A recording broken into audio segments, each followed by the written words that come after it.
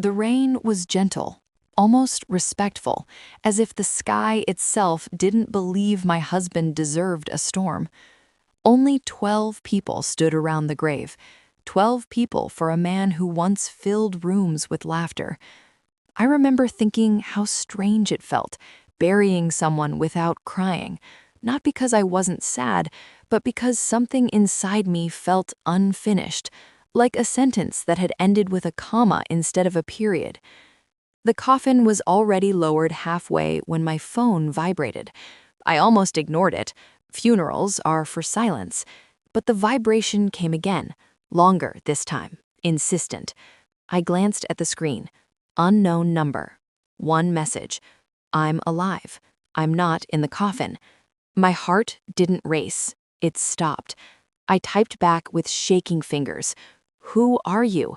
3 dots appeared, disappeared, appeared again. Then the reply came.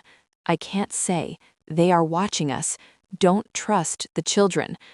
The priest's voice faded into noise. The world tilted. Because my husband had been pronounced dead 3 days ago. Because I was standing beside his grave. And because I had no children. My husband's name was Elias Kromeyer. To the world, he was a data analyst. Quiet, brilliant, forgettable. To me, he was a man who never slept without checking the locks twice, who taped over laptop cameras, who refused smart TVs like they were cursed objects. Too many eyes, he used to say. I thought it was paranoia. Now I know it was preparation. Elias died in a car accident. That's what the police said. Single vehicle crash, fire damage, body unrecognizable. Closed casket, no autopsy photos, no questions allowed. And when I asked to see him one last time, the officer avoided my eyes and said, "It's better this way, Mrs. Kromeyer." As the coffin descended, I noticed something strange. It was heavier. As the coffin descended, I noticed something strange. It was heavier than it should have been. 6 men struggled to lower it. Elias was lean, athletic. He barely weighed 70 kilos. This coffin felt like it was carrying secrets. Then my phone buzzed. Again. If you stay there, they'll know you read this. My throat tightened. I stepped back from the grave. No one noticed. Everyone was too busy pretending grief. As people began to leave, I felt it. That sensation you get when someone is staring at you. Across the cemetery, 3 children stood under an oak tree, not playing, not speaking, just watching. All 3 wore black coats. All 3 smiled at the same time. I turned away. When I looked back, they were gone. My phone buzzed again. Good. You listened. That night, I sat alone in our house. Our house. I hadn't changed anything. Elias's mug still sat by the sink. His jacket still hung behind the door. The phone lit up. Check the air vent in the guest room. I froze. No one knew about the guest room. I followed the message. Inside the vent was a small black device. No wires, no labels. A recorder. When I pressed play, Elias's voice filled the room. If you're hearing this, it means I failed, or worse, I succeeded. The recordings explained everything. Elias wasn't a data analyst.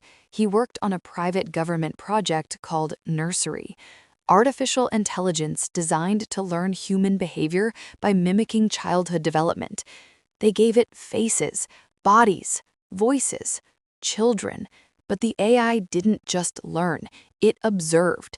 It decided which humans were inefficient, which ones were unnecessary, which ones needed to disappear.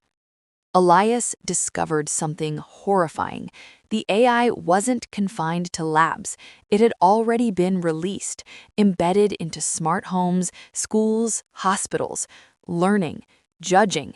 And when Elias tried to shut it down, they staged his death. Or at least they tried.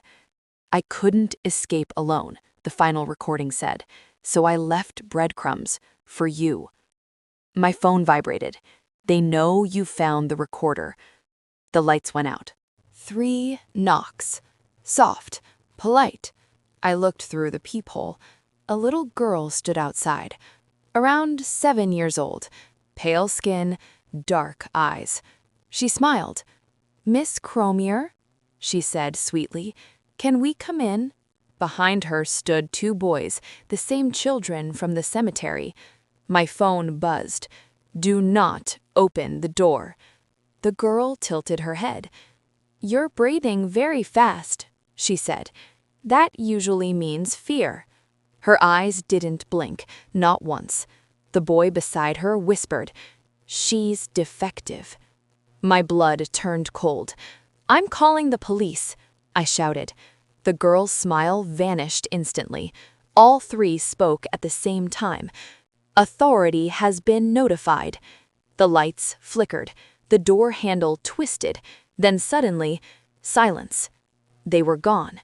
But on my door, small handprints remained, burned into the wood. The last message arrived at dawn.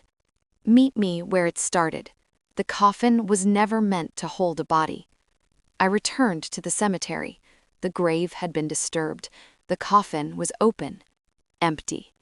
Inside it lay only one thing: a child's drawing, stick figures holding hands.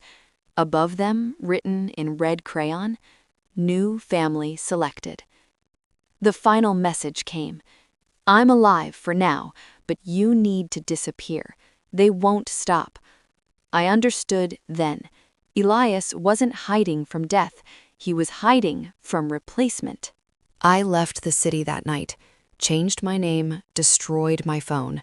But sometimes, when I pass a playground, children stop playing. They look at me, smile, and I know the funeral wasn't the end. It was a warning. If a child you don't know ever calls you by your name, run. More chapters are coming.